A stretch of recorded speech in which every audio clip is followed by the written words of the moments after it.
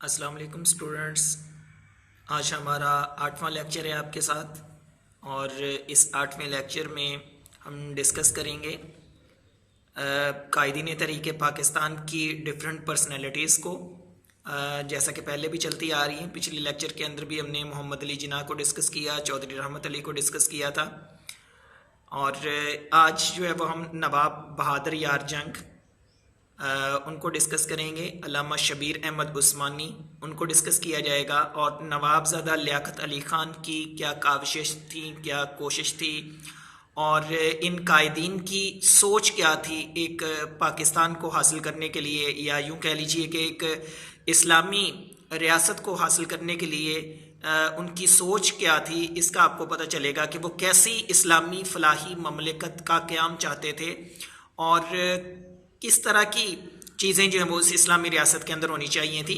یہ جو ہے وہ ہم ڈسکس کریں گے، جس کے بعد آپ کو پتہ چلے گا کہ قائدین تحریک پاکستان جو تھے، ان تمام کی کوشش اور کاوش اور سوچ اور ان کے خیالات کا منبع جو تھا وہ ایک ہی چیز تھا، ان کے خیالات کا محور ایک ہی چیز تھی۔ وہ یہ تھی کہ اگر ہم ایک ایسا اسلامی ملک جو ہے وہ اگر حاصل کر لیتے ہیں تو وہ ملک ہونا کیسا چاہیے، اور اس کے اندر تعلیمات کیسی ہونی چاہیے، اور اس کے اندر ہمارا جو لیونگ اور لائف سٹائل ہے وہ کیسا ہونا چاہیے، اس کے اوپر جو ہم آج بات کریں گے۔ تو قائدین تحریک پاکستان میں سب سے پہلے ہم بات کریں گے نواب بہادر یار جنگ کی، کہ نواب بہادر یار جنگ ان کی کیا سوچ تھی۔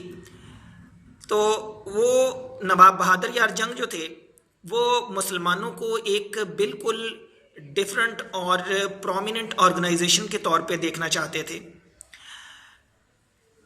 وہ ایک ایسی آرگنائزیشن، اسلامک آرگنائزیشن چاہتے تھے جو سنت نبوی کے اوپر عمل پیرا ہو، جو اپنے اصولوں کو، ضابطوں کو، قواعد کو اسلامی اصولوں کی روشنی میں لے کر چلے۔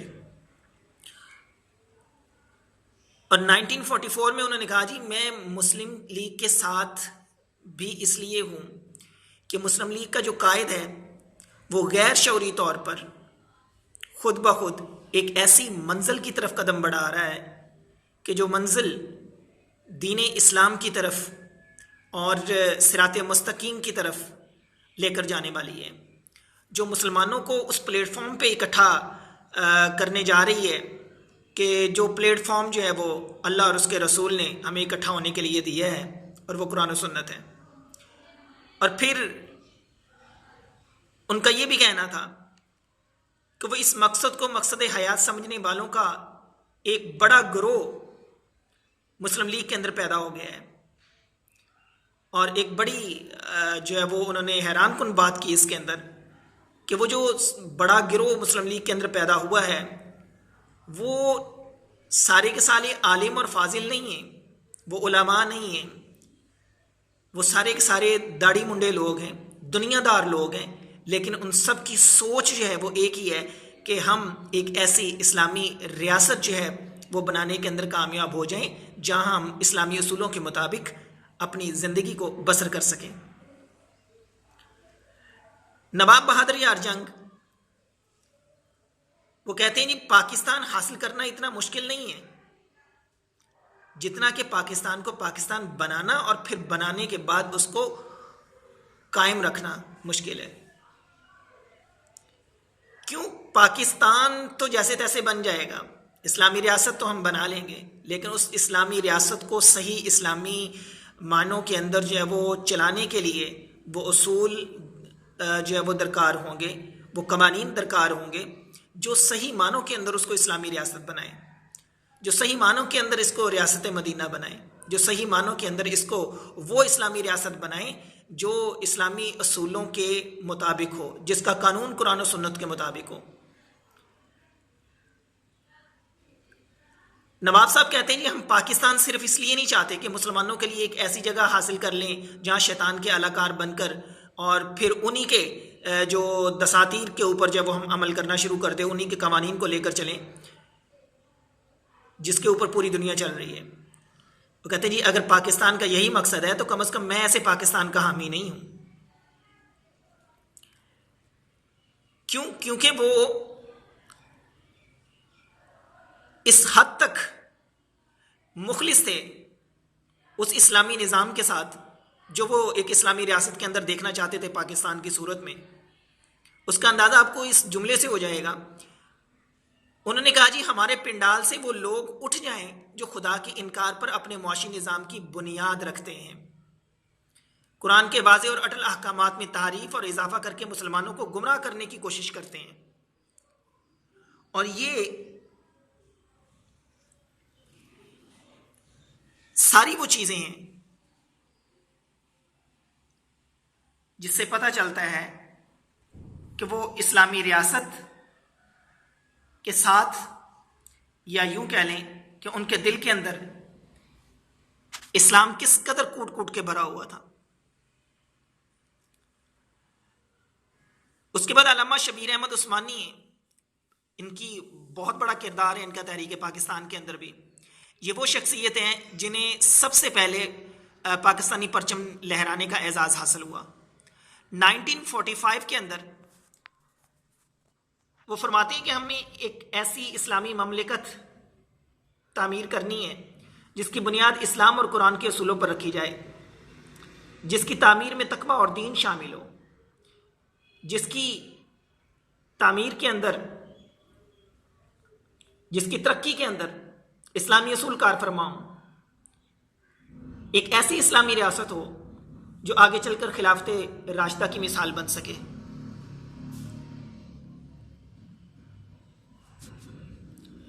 یہ علامہ شبیر احمد عثمانی جو تھے،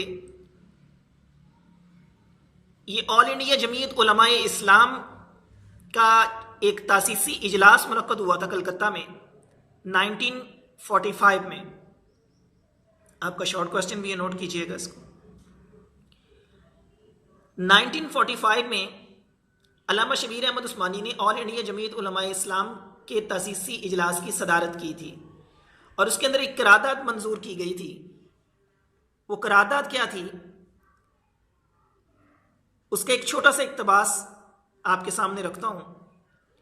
انہوں نے کہا جی میں اس اجلاس کے اندر اعلان کرتا ہوں کہ ملت اسلامیہ کا سیاسی اور دینی نصب العین عالمگیر خلافت اسلامی اور نبوت محمدی صلی اللہ علیہ وسلم کی تاسیس ہیں. خلافت اسلامی کے طریقوں کے اوپر، میں آسان لفظوں میں بتا دیتا ہوں، خلافت اسلامی کے طریقوں کے اوپر ہو اور نبوت محمدی اس کی بنیاد ہو، اور شریعت اسلامیہ کے نظام کا قیام ہو. اب ان دونوں قائدین کی باتوں سے آپ کو بخوبی اندازہ ہو جائے گا کہ دونوں قائدین کی باتوں کے سے یوں لگ رہا ہے کہ دونوں کے باتوں کے اندر صرف ایک ہی مقصد ہے کہ اسلامی ریاست ہو اور اسلامی اصولوں کے مطابق اس کو چلایا جائے. اسلامی ریاست ہو، اسلامی اس کے اندر قوانین ہوں. اسلامی ریاست ہو، اسلامی قوانین اور ضابطے اس کے اندر ہوں. اسلامی ریاست ہو اور قرآن و سنت کی روشنی کے اندر اس کو چلایا جائے. اور اسلامی ریاست ہو اور اس اسلامی ریاست کے اندر مسلمان جو ہے وہ آزادانہ طور پر اپنی عبادات، مذہبی رسومات کو جو ہے وہ ادا کر سکیں.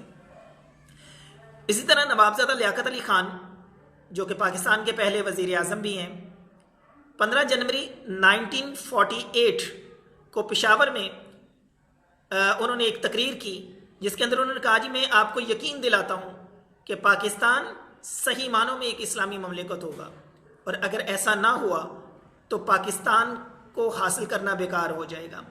پاکستان کو حاصل کرنے کی ساری کاوشیں بیکار ہو جائیں گی.